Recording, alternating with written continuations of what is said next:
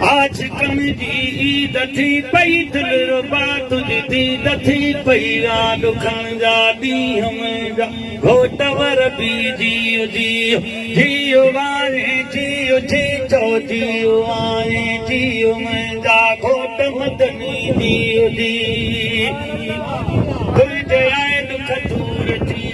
पुत भॼी सभु भोर थी पुत भॼी सभु भोर थी तुंहिंजे आए दुख दूर थी पुत भॼी सभु भोर थी पुत भॼी सभु भोर थी कहिड़ी कादिर कई भला जी कुकुर जी थी वई तबाही हो तो हलियो ही मुंहिंजा घोट मदनी जियो जी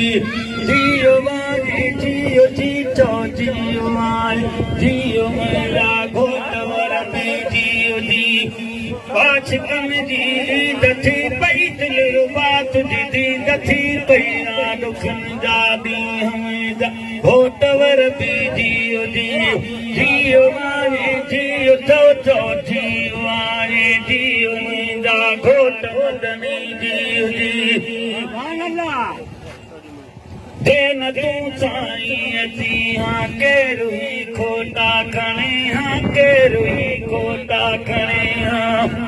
देन तूं साईं अची हाँ केरु ई खोटा खणे हाँ केरु ई खोटा खणे हाँ बच कराए बदकारड़ा बोझड़ा कमजोरड़ा बचड़ो नहीं दुख थियो घोट वरबी जियो जियो जियो वारे जियो जी चो जियो वारे जियो मुंहिंजा घोट मदनी जियो जी आशिकन जी दथी पई दिल रुबा तुझी दथी पई दुखन जा ॾींहं मुंहिंजा घोट मदनी जियो जियो जियो वारे जियो जी चो जियो वारे जियो मुंहिंजा घोट वरबी जियो जी लख कुर्बन पाल कई पुरा आशिकन जा साल कई पुरा आशिकन जा साल कई नारो हिकिड़ो पीसे न लख कुर्बन पाल कई पुरा आशिकन जा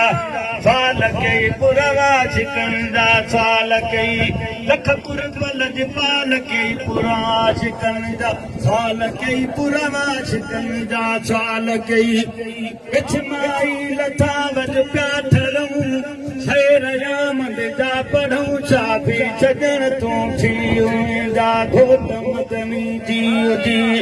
जियो वारे जियो जी चो जियो वारे जियो मुंहिंजा घोट वरबी जियो जी आशिकन जी दथी पई दिल रुबा तुझी दथी पई दुखन जा ॾींहं मुंहिंजा घोट मदनी जियो जियो जियो वारे जियो जी चो जियो वारे जियो मुंहिंजा घोट वरबी जियो जियो लख कुर्बन पाल कई पुरा आशिकन जा साल कई पुरा आशिकन जा साल कई लख कुर्बन पाल कई पुरा आशिकन जा साल कई पुरा आशिकन जा साल कई इथमाई लथा वज पिया ठरूं शेर यामद जा पढ़ूं चाबी छॾण तूं थियो घोट मदनी जियो जियो जियो वारे जियो जी चो जियो वारे जियो मुंहिंजा घोट वरबी जियो जियो जियो वारे जियो जी चो जियो वारे जियो मुंहिंजा घोट वरबी जियो जियो